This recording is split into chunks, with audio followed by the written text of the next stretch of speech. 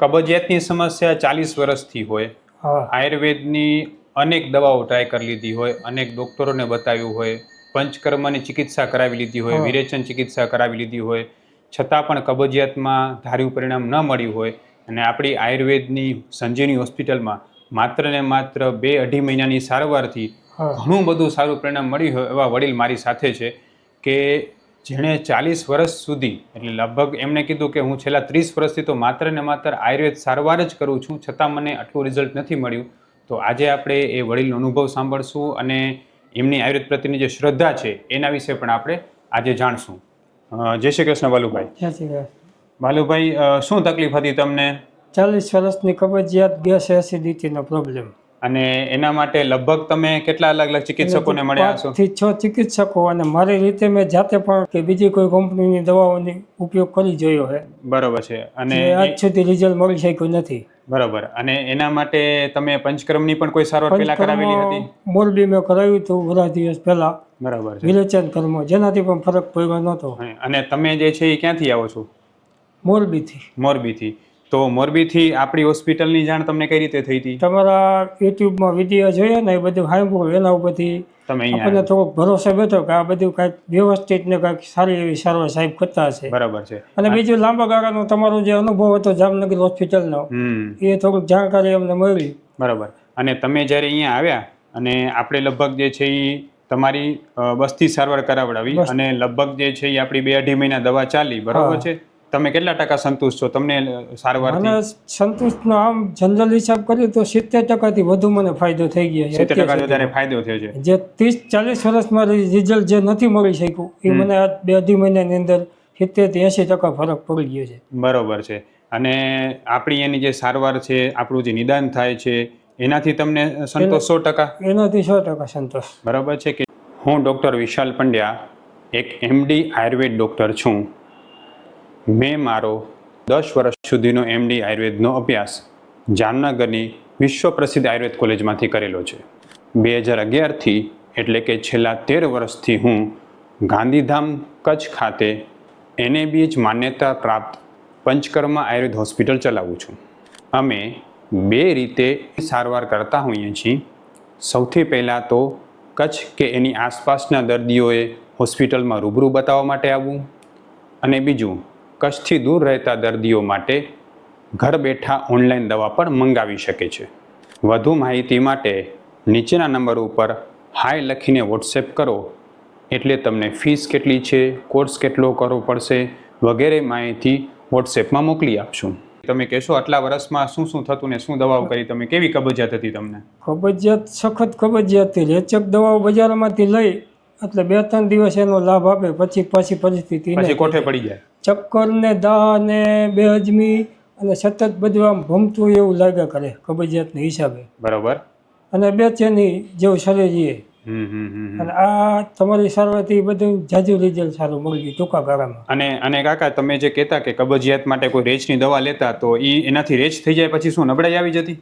હા, રેચક દવાઓ બજારની લઈને સીધી નબળાઈ જ આવી જતી. શું થતું? તમારે ઝાડા લાગી જાય.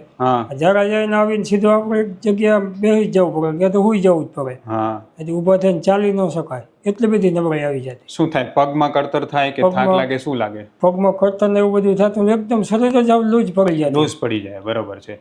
અને એના માટે તમે જે અલગ અલગ દવાઓ કરતા, જે ચૂર્ણ લેતા, પછી ડોક્ટરોને બતાવતા, તો એ અનુભવ તમારો શું રહ્યો? એમ તમે આયુર્વેદ સારવાર પહેલા કરાવેલી જ છે, એમ તો એમાં શું અનુભવ રહ્યો તમારો? એમાં તો જે સાહેબોને આપણે બતાવ્યું, એ લોકો કબજિયાતની સારવાર માટે આજ સુધીમાં રેચક દવાઓ જ આપી સાહેબ. બીજી કોઈ દવાઓ એ લોકોએ આપી નથી. પાચનની દવાઓ એ લોકોએ આપી જ નથી. બરાબર છે. કબજિયાતની દવાથી રેચ જ લાગ્યો અને કબજિયાતની દવા બંધ કરી એટલે પાછી પરિસ્થિતિ નહીં થઈ જાય. નહીં થઈ જાય. બરાબર છે. અને તમે જે આયુર્વેદ સારવાર કરાવતા તો એમાં તમે વિરેચન ચિકિત્સા પણ કરાવી હતી, તો એનો અનુભવ તમારો કેવો રહ્યો? વિરેચન કર્મ કરાવ્યા પછી માનો કે 1 સપ્તાહ લગી સારું રહ્યું, બસ. પછી સપ્તાહ પછી પાછી પરિસ્થિતિ નહીં થઈ ગઈ. અને એ સાહેબે એમ કીધું હવે તમે લોટ નામની ચીજ ભૂલી જાઓ. કબજિયાત મટાડવા માટે કે કોઈ પણ જાતનો લોટ આવવો ન જોઈએ ભોજનમાં. તો એ વસ્તુ તો આજીવન કેવી રીતે શક્ય બને? છતાં આપણે 2 મહિના સુધી ન ખાતો લોટ. તો કેવી રીતે લોટ ન ખાતા? તો ન ખાતો તો પરિસ્થિતિ તો યથાવત. એમાં કારણ કે જે ખોરાક જ જે પચતો નથી તો રેચક દવાથી શું ફેર પડવાનો સાહેબ? હવે બાલુભાઈના માધ્યમથી હું દરેક કબજિયાતના પેશન્ટને ખાસ એ કહેવા માગું છું, જેમ ઉંમર વધે છે એમ આપણી પાચન શક્તિ ઘટે એ તો સ્વાભાવિક વાત છે, પણ બાલુભાઈને જે છે પ્રોબ્લેમ હતો છેલ્લા 40 વર્ષથી. રેચક દવા આયુર્વેદમાં સ્પષ્ટ લખેલું છે કે તમે કોઈ પણને રેચ માટે દવા આપો છો તો એમાં એના પ્રકાર છે, 4 પ્રકારના રેચક હોય છે, અનુલોમન છે, સ્ત્રંસન છે, ભેદન છે, રેચન છે. તો તમે જ્યારે રેચની દવા આપો છો તો શું થાય છે, એ માત્ર ને માત્ર આંતરડાને ફોર્સફુલી મળ બહાર કાઢવા માટે બાધિત કરે, એને ફોર્સ લગાવે એટલે મળ બહાર નીકળે. આયુર્વેદ ખરેખર એવું કહે છે કે કોઈ પણ પ્રકારનું અજીર્ણ હોય એટલે અપચો હોય એમાંથી જ કબજિયાતનો જન્મ થતો હોય. જ્યાં સુધી આપણે પાચન સુધારને અપચો મટાડતા નથી, પાચન જઠરાગ્નિ સુધારીએ એનાથી પાચન સુધરે, એનાથી અપચો મટે તો અને તો જ જે છે નેચરલી ધીરે ધીરે પેટ સાફ થવાનું શરૂ થાય અને નબળાઈ ના આવે.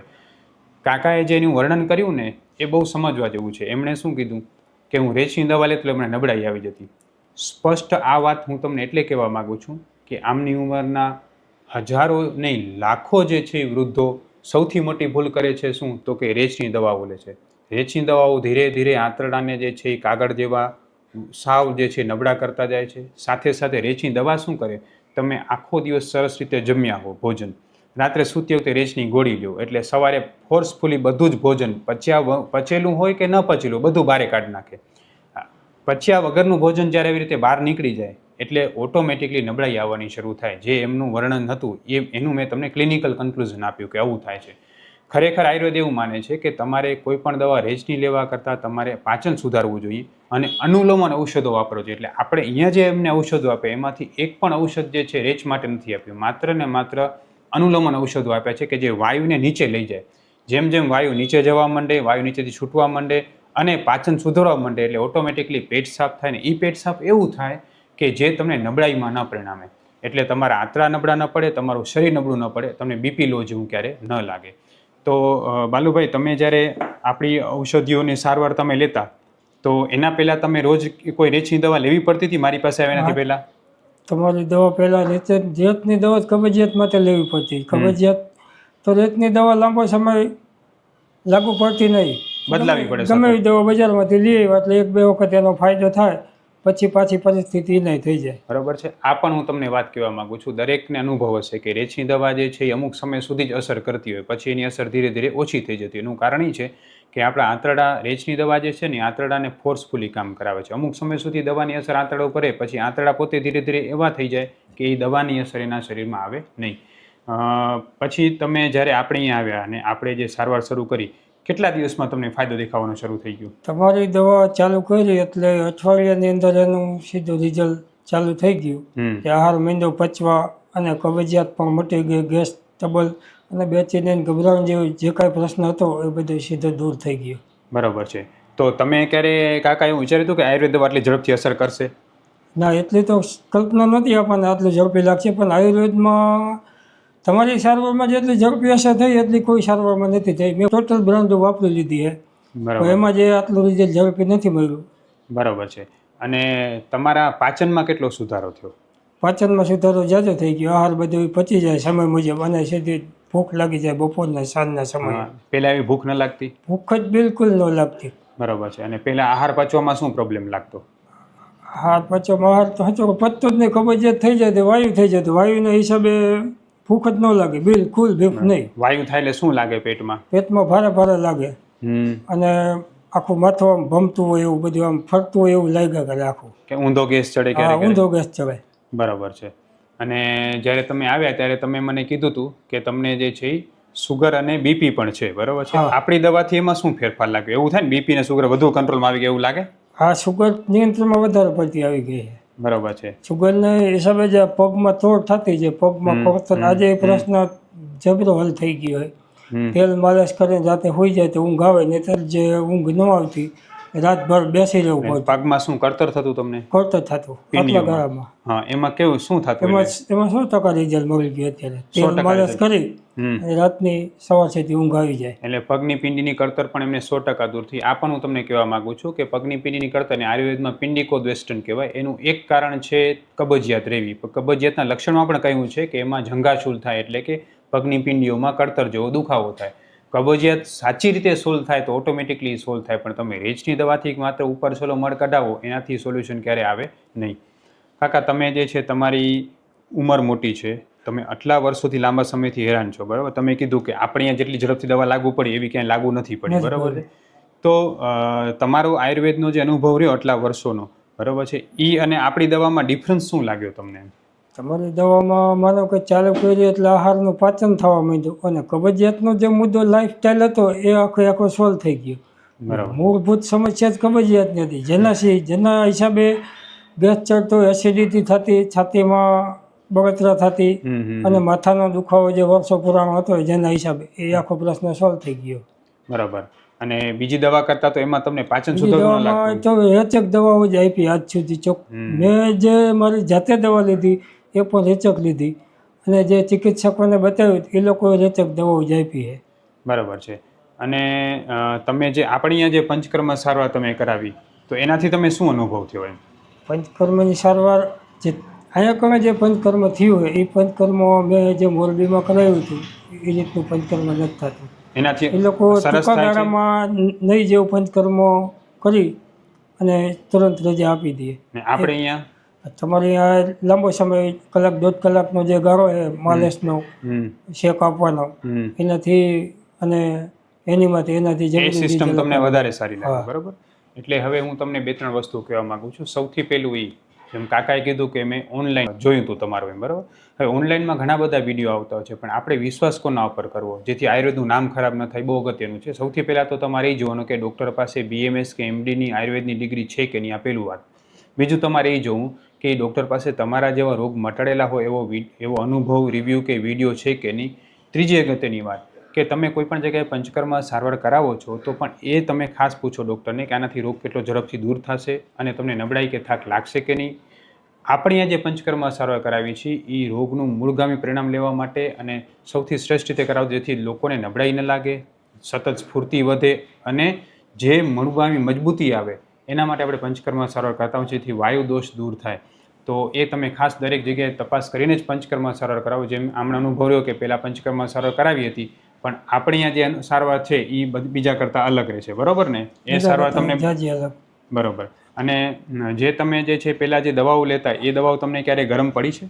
એ દવાઓ તો બધી જે રેચક દવાઓ જે આવે એ તો બધી ગરમ જ આવે અને આ તો નબળા પડી જાય. અને ગુજરાતના ટોપ લેવલના ચિકિત્સકોને એવું કહેવાનું થાય કે કબજિયાત માટેની દવાઓ 3 મહિનાથી વધુ સમય લેવાની નહીં. એના માટે તમારે ખાદ્યાન્નમાં ફેરફાર કરી નાખવાનો, આહાર શૈલી બદલી નાખવાની. બાકી લાંબો સમય દવા લેશો તો એ જે આંતર નબળા પડશે તો એ મોટી ઉંમરે ક્યારે કબજિયાત લાઈફસ્ટાઈલ નહીં મટે. બરાબર. હવે તમે દાદા તમારા જેવા ઘણા એવા હશે વડીલો કે જેમને કબજિયાતની લાંબા સમય ફરિયાદ હશે કે હશે, તો તમને જે આયુર્વેદનો અનુભવ થયો એના વિશે તમે એને શું કહેવા માગશો? આયુર્વેદમાં જવું હોય તો પહેલો મુદ્દો તો એ કે આયુર્વેદ ભોગવાય છે, આયુર્વેદ નબળું પડે છે એના માટે જવાબદાર છે કે પેશન્ટ આયુર્વેદમાં ગયા પછી જે એને આહાર નિયંત્રણ જે પરેજી રાખવી પડે એ પૂરી રાખતા નથી. એ પરેજી પૂરેપૂરી રાખે અને સાહેબ ડૉક્ટરે કીધું પ્રમાણે જો આહાર લઈએ તો આયુર્વેદમાં 100% રિઝલ્ટ લાઈફસ્ટાઈલ મળે. ન મળવાનો કોઈ પ્રશ્ન નથી આયુર્વેદમાં. બરાબર છે. અને જિંદગી જીવવા માટે હવે આપણી પાસે આયુર્વેદ સિવાય કોઈ વિકલ્પ નથી. જે મેડિકલ સાયન્સ પાસે કોઈ ઈલાજ નથી. જીવો ત્યાં સુધી દવા ખાઓ, બાકી કોઈ લાંબા ગાળાની કોઈ સારવાર છે નહીં અમારી પાસે. બરાબર. અને તમને જે છે આયુર્વેદનો અનુભવ ખૂબ સારો રહ્યો, બરાબર ને? આ 2-2.5 મહિનામાં. હા. ખૂબ ખૂબ ધન્યવાદ. જય શ્રી કૃષ્ણ. જય શ્રી કૃષ્ણ.